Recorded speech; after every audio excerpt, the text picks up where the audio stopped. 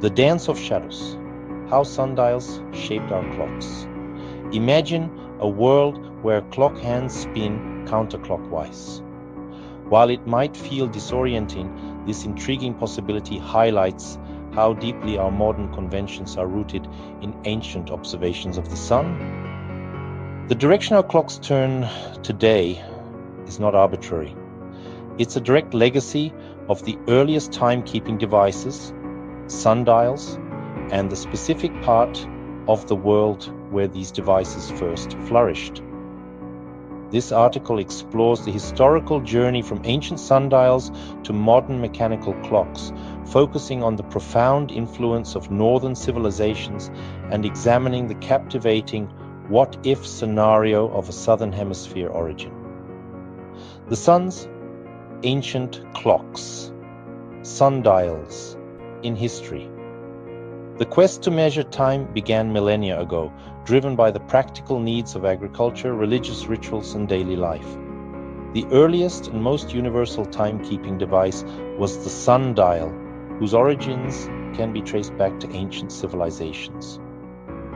The simplest form, a mere stick, gnomon, casting a shadow, dates back to ancient Egypt and Mesopotamia around 1500 BCE.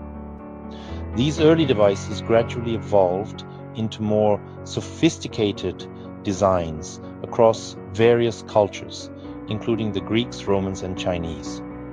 Geographically, the development and widespread adoption of complex sundials occurred predominantly in the Northern Hemisphere. This was largely due to the emergence of advanced astronomical knowledge and societal structures in regions like the Mediterranean, the Middle East, and East Asia, which provided the impetus and intellectual capacity to refine these timekeeping instruments. The mechanics of shadow hemispheres influence solar path. In both hemispheres, the Earth rotates from west to east, causing the sun to appear to move from east to west across the sky. Gnomon orientation. For accurate timekeeping throughout the year, the gnomon, the shadow casting part of a sundial, must be aligned with the Earth's axis of rotation. This means it points towards the celestial pole of its respective hemisphere. In the Northern Hemisphere, the gnomon points north, towards Polaris, the North Star. As the sun tracks from east to west through the southern sky, the shadow it casts moves across the dial from west to east. When viewed from above, this motion is clockwise. In the southern hemisphere, the gnomon points south, towards the faint Sigma Octantis, the South Star. As the sun tracks from east to west through the northern sky, the shadow it casts moves across the dial from east to west. When viewed from above, this motion is counterclockwise. Northern versus southern sundials, a tale of two hemispheres. This fundamental difference in shadow direction is crucial. A northern hemisphere sundial, with its gnomon angled upwards to the north, produces a shadow that sweeps in the familiar clockwise direction across its face. Conversely, a southern hemisphere sundial, with its gnomon angled upwards to the south, generates a shadow that moves in a counterclockwise direction. The implications for timekeeping were direct. Early observers in the northern hemisphere naturally associated the progression of time with a clockwise movement of a shadow. Had southern hemisphere civilizations been the primary developers of complex sundials and the subsequent mechanical clocks, their natural observation would have led to a counterclockwise understanding of time's progression on a dial. From shadow to gear, the birth of mechanical clocks. The invention of mechanical clocks in medieval Europe, circa 13th, 14th centuries, marked a monumental leap in timekeeping. These early clocks, powered by weights and regulated by escapement mechanisms, sought to emulate the natural rhythmic passage of time observed through sundials. As these initial mechanical clocks emerged in the Northern Hemisphere, their designers naturally looked to the existing established methods of time display. The clockwise movement of the sundial shadow provided the intuitive visual model. Thus, the hour hand of early mechanical clocks was designed to mimic this familiar clockwise rotation, moving from left to right across the clock face. This convention was then adopted for minute and second hands as they were introduced. The influence wasn't just visual.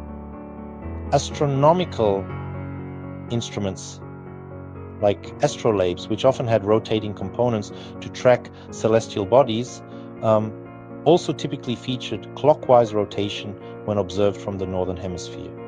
This solidified the clockwise direction as the standard for representing cyclical motion in timekeeping and astronomical devices. The what if a Southern Hemisphere clock? Now, let's engage in a fascinating counterfactual analysis. What if the cradle of advanced timekeeping and mechanical clock development had been predominantly in the Southern Hemisphere? Imagine civilizations in ancient Australia, parts of Africa or South America developing sophisticated sundials and then transitioning to mechanical clocks before their northern counterparts.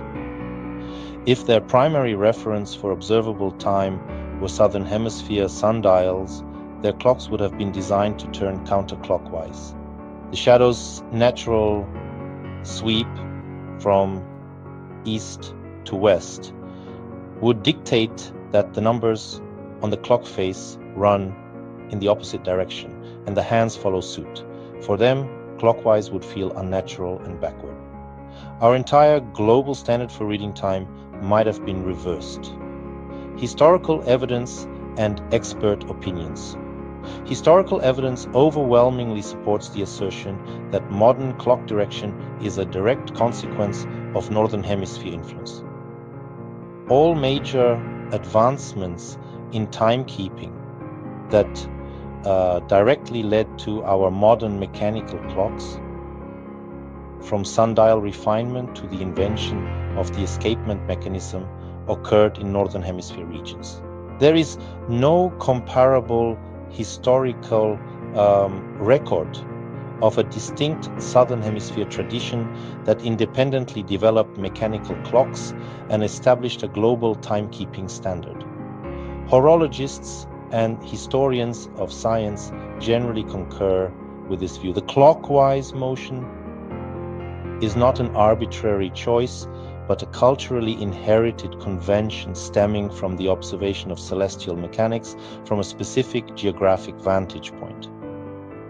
Once established, this convention became deeply ingrained.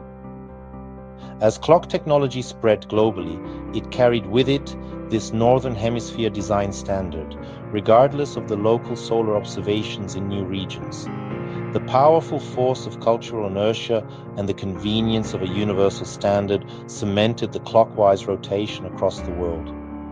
The humble sundial, an ancient device for marking the passage of the day, holds a profound influence over one of our most ubiquitous modern technologies, the clock. The direction in which our clock hands spin is a direct inheritance from the clockwise movement of shadows observed on sundials by early civilizations in the Northern Hemisphere. The humble sundial, an ancient device for marking the passage of the day, holds a profound influence over one of our most ubiquitous modern technologies, the clock. The direction in which our clock hands spin is a direct inheritance from the clockwise movement of shadows observed on sundials by early civilizations in the Northern Hemisphere. The captivating thought experiment of a Southern Hemisphere origin reveals that our technological conventions are not always universal or inevitable. They are deeply intertwined with specific historical, geographical, and cultural contexts. Understanding this historical root not only enriches our appreciation for the ingenuity of our ancestors, but also highlights how seemingly minor environmental factors can shape fundamental aspects of our modern world. The next time you glance at a clock, remember the dance of shadows from millennia past and ponder the alternative reality where time might have spun in a different direction.